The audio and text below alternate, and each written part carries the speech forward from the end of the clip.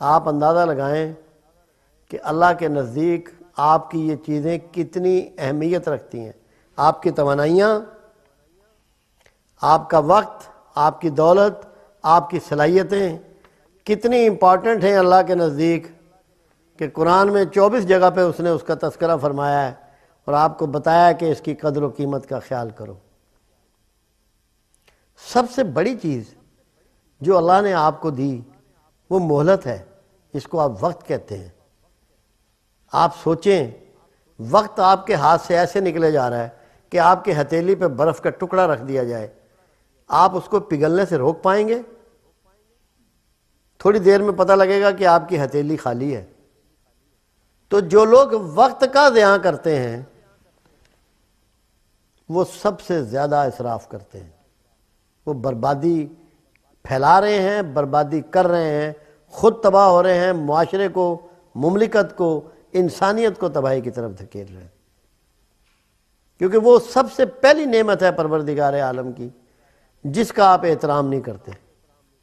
وقت سب سے پہلی نعمت، اگر آپ اس کا استعمال صحیح کر لیں، اس کے مطابق تعلیم حاصل کر لیں، دین کا علم حاصل کر لیں، ٹیکنیکل علم حاصل کر لیں، کھیتی میں صحیح وقت لگا دیں، تحقیقات پہ صحیح وقت لگا دیں، غور و فکر پہ صحیح وقت لگا دیں، محنت اور جستجو کے خوگر ہو جائیں اور ایک ایک پل کو آپ استعمال کریں، سونے میں زندگی نہ بتا دیں، خوش گپیوں میں زندگی نہ بتا دیں، فضول کاموں میں نہ لگ جائیں، تو کتنی بڑی قیمتی چیز ہے۔ اسراف میں سب سے پہلے نمبر پہ وقت ہے، پھر توانائیاں ہیں۔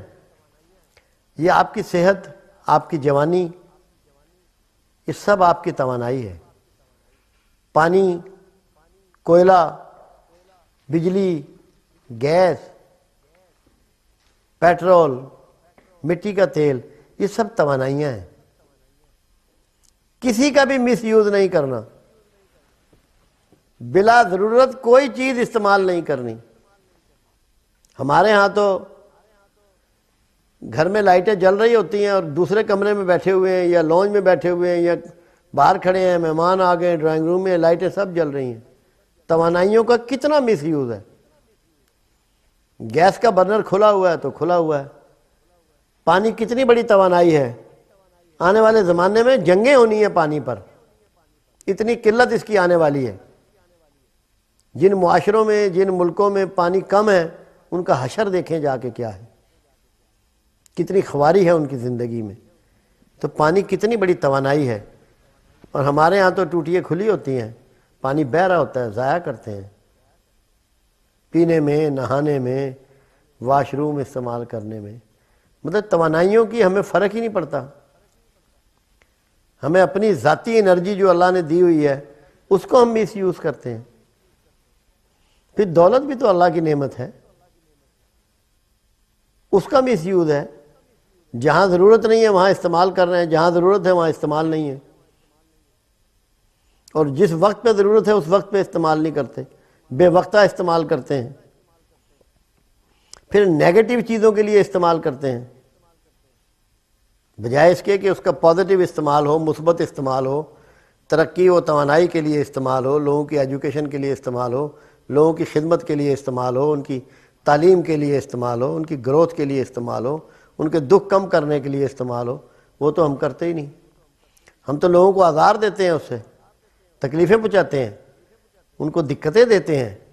تو اسراف کو، یہ ساری چیزوں کو پروردگار عالم نے اسراف میں شمار کیا ہے کہ ان کا استعمال پراپر سیکھنا، پراپر کرنا۔ اسی لیے اللہ کے رسول صلی اللہ علیہ وسلم کی زندگی کو ہمارے لیے نمونہ بنایا گیا۔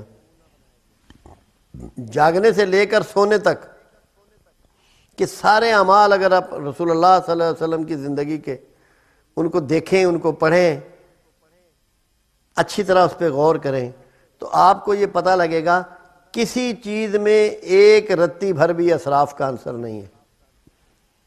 اور اللہ کے رسول صلی اللہ علیہ وسلم کی زندگی بہترین اعتدال پر زندگی،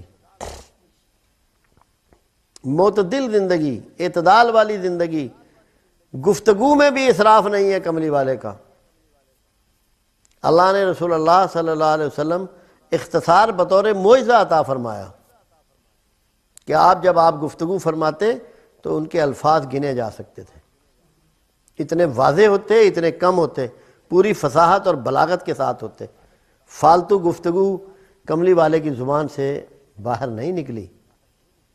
چلنے میں، لباس میں، کھانے میں، پینے میں، نہانے میں، سونے میں، جاگنے میں، ہر چیز میں ایک سٹینڈرڈ، ایک بیلنس، مکمل نقشہ۔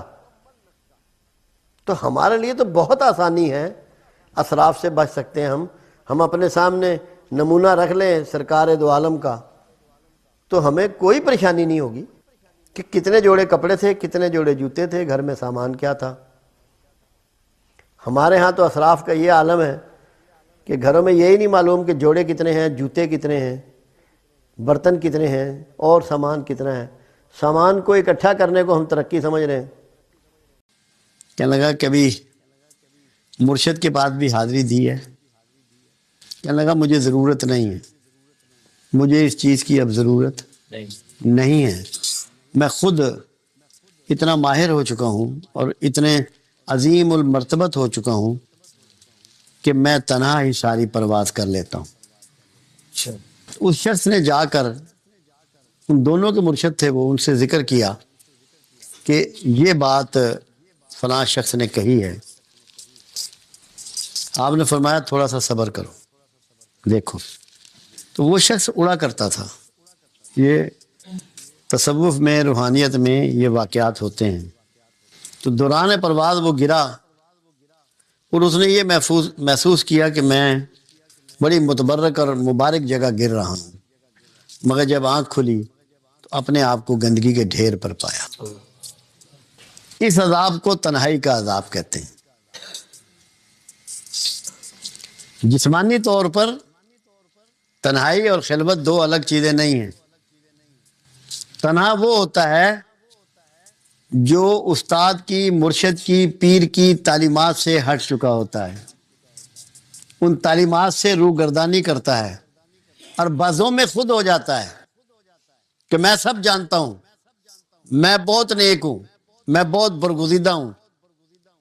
وہ تنہا ہوتا ہے، اور اسی لیے ہر تنہا شخص شیطان کا نوالا تر ہوتا ہے۔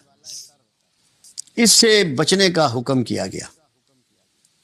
اگر آپ مثنوی مولا روم کا مطالعہ کریں تو آپ کو ان کے ہر قدم پر اور روحانیت کی ساری ٹیچنگ میں اور سارے دستور میں سب سے اول جو چیز نظر آئے گی وہ مرشد کا وجود ہے، کہ بغیر مرشد، بغیر استاد تو کسی کام کا نہیں، تو شیطان کا اور نفس کا نوالا ہے۔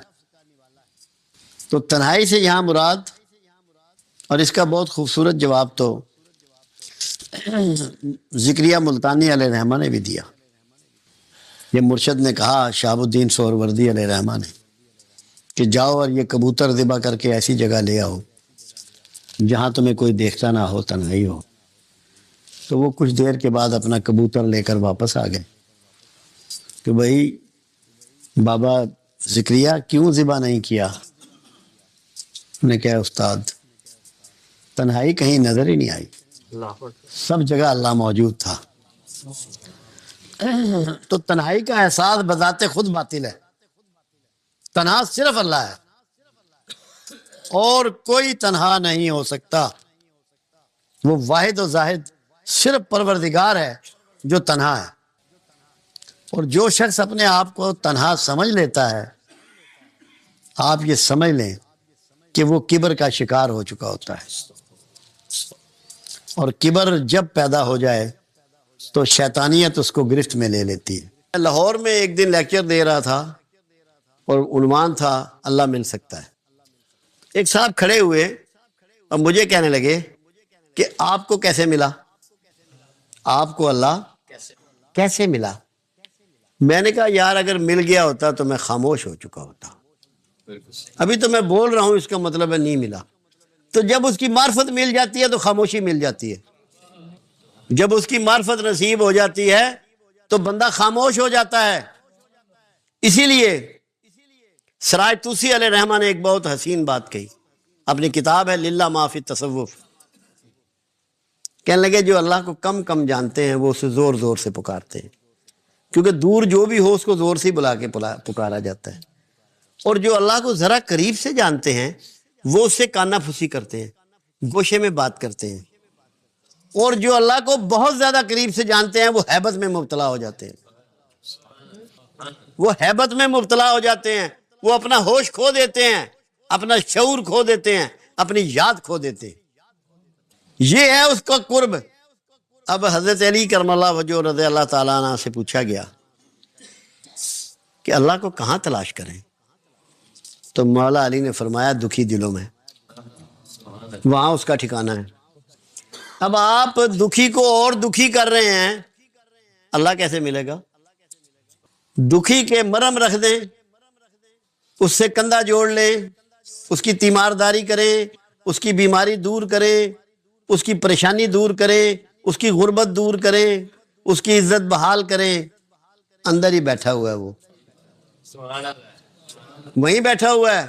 جب اتنی بات مالک کہہ رہا ہے کہ اگر تو میرے بیمار بندے کے پاس آتا تو مجھے وہیں پاتا، ہم نے تو کبھی ہسپتالوں کا رخ ہی نہیں کیا، ہم نے تو یہ کبھی سوچا ہی نہیں کہ یہ دکھی جو ہیں یہ ہسپتالوں میں بیمار پڑے ہیں، اگر میں ان کے پاس جاؤں تو اللہ مجھے وہیں مل جائے گا۔ پھر اللہ کہتا ہے اگر تو میرے بھوکے بندے کو کھانا کھلاتا تو مجھے ہی کھلاتا۔ اے اللہ تو بھی کھاتا پیتا ہے؟ انہوں نے کہا جب میرا بندہ کھاتا تو میں اس کے ساتھ ہی ہوتا۔